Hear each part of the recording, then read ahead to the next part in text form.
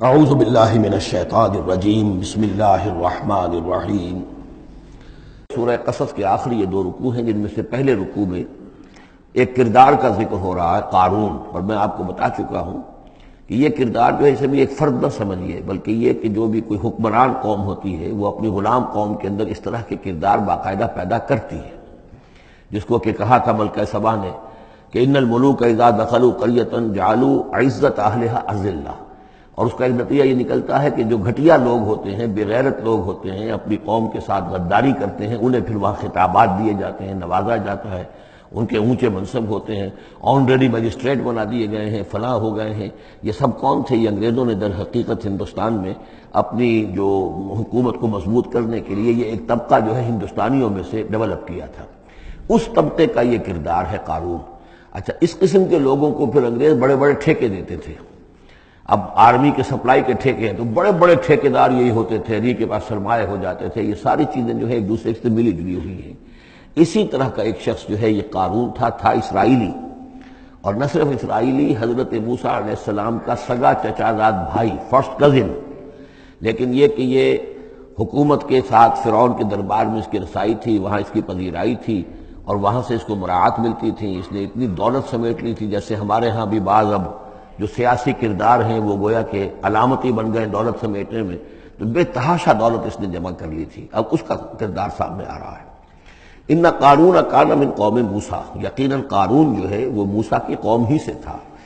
تورات میں اس کا نام قورہ آیا ہے، یعنی قارون کے بجائے قورہ، یہ کوئی تلفظ کا فرق ہو سکتا ہے۔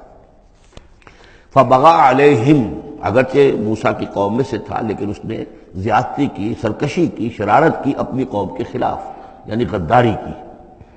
وآتیناہ من الکنوز، اور ہم نے اسے اتنے خزانے دیے تھے، ما ان مفاتحہ لتنوء بالعصبۃ اولي القوہ، کہ اس کی کنجیاں اٹھانے کے ضمن میں بڑے طاقتور جوانوں کی ایک جماعت بھی تھک جاتی تھی۔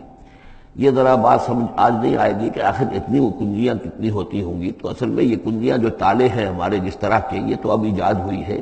پچھلے زمانے میں کیا ہوتا تھا کہ کوئی بڑا سٹور ہے تو اس کے آگے بڑا ایک پھاٹک لگا ہوا ہے، اور اس پھاٹک کے ساتھ جو دروازے کو بند کرنے کے لیے بڑی لمبی لکڑیاں لگائی جاتی تھی، تو اس طریقے سے وہ جو اڑنگے لگائے جاتے تھے اسی سے وہ پھر دروازے جو ہے بند ہوتے تھے۔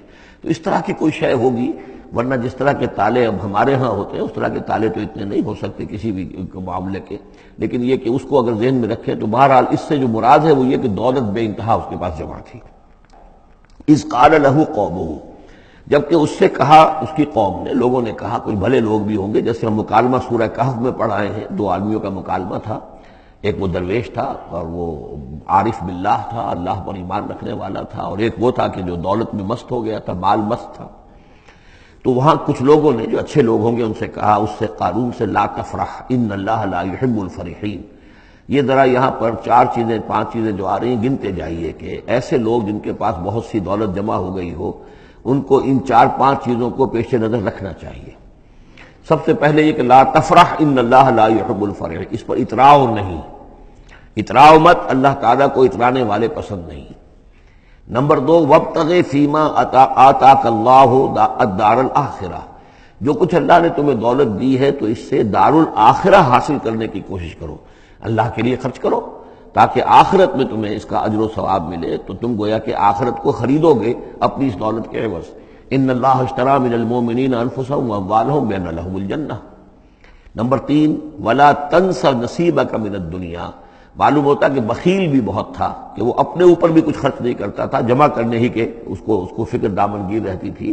اور مت بھولو خود اپنا حصہ بھی دنیا میں سے، جیسے کہ ہم نے سورہ آراف میں پڑھا تھا کہ قل من حرم زینۃ اللہ التی اخرج لعبادہ والطیبات من الرزق، اگر اللہ نے کسی کو کچھ دیا ہے تو پھر وہ اچھا کھائے، اچھا پہنے، اس میں کس نے حرام کیا ہے؟ کوئی رہبانیت کا انداز تو نہیں ہے۔ اور یہ بھی ہم پڑھ چکے ہیں سورہ الفرقان میں کہ وہ جو اللہ کے جو نیک بندے ہیں، عباد الرحمن، ان کے اوصاف میں سے ہے والذین اذا انفقوا لم یسرفوا ولم یقتروا، وہ لوگ کہ جو خرچ کرتے ہیں تو نہ تو اسراف کرتے ہیں لیکن اس کے ساتھ ہی بخل سے بھی کام نہیں لیتے۔ تو یہ بخیلی مت کرو، اور اس جو دولت تمہیں اللہ نے دی ہے اس سے کم اپنی ذات پر بھی خرچ کرو، اچھا کھاؤ، اچھا پہنو۔ چوتھی چیز، وَأَحْسِنْ كَمَا أَحْسَنَ اللَّهُ إِلَيْكَ، اور لوگوں پر احسان کرو، لوگوں کے ساتھ بھلائی کرو جیسے اللہ نے تمہارے ساتھ بھلائی کی ہے۔ اللہ نے تمہیں دولت دی ہے تو جو بھی تمہاری قوم کے یا اور دوسرے لوگ بھی ہوں، اس میں تو کوئی علیحدہ تخصیص نہیں ہے، غریبوں کا، محتاجوں کا، مسکینوں کا، ان کا جو حق ہے، وفی اموالہم حق معلوم للسائل والمحروم، تو اس میں سے یہ ہے کہ اللہ نے تم پر احسان کیا ہے، یہ دولت دی ہے تو تم لوگوں کے ساتھ احسان کرو۔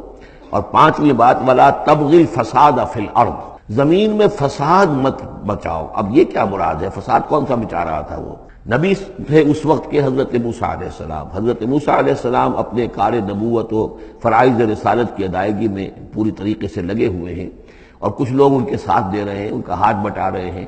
اب کچھ لوگ اس کام میں جب اڑنگا ڈالیں گے تو گویا کہ یہ فساد فی الارض ہے۔ اللہ تعالیٰ جو خیر چاہتا ہے موسیٰ کے ذریعے سے وجود میں آئے، اب اگر آپ موسیٰ کی مخالفت کریں گے، اس کی اسکیموں کو ناکام کرنے کی کوشش کریں گے، یہ وہی بات ہے جو منافقین کے بارے میں سورہ بقرہ کے دوسرے رکوع میں آ چکی ہے۔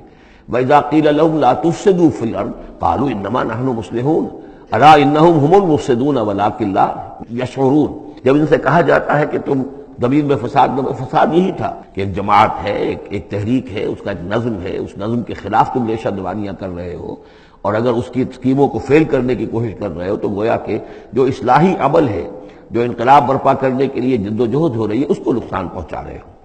ان اللہ لا يحب المفسدین، اللہ کو ایسے مفسد پسند نہیں ہے۔ تو یہ 5 چیزیں گن لیجئے۔ نمبر 1 لا تفرح ان اللہ لا يحب الفرحین۔ نمبر 2 وابتغ فیما آتاک اللہ الدار الآخرہ، جو کچھ اللہ نے دیا ہے اس سے آخرت کا گھر حاصل کرنے کی کوشش کرو، یعنی انفاق فی سبیل اللہ کی راہ میں صرف کرنا۔ نمبر 3 ولا تنس نصیبک من الدنیا، خود دنیا سے بھی تم بھی اپنا حصہ حاصل کرو، اچھا کھاؤ، اچھا پہنو۔ وَأَحْسِن كَمَا أَحْسَنَ اللَّهُ إِلَيْكَ، اور خلق خدا پر بھی احسان کرو جیسے کہ اللہ نے تم پر احسان کیا ہے۔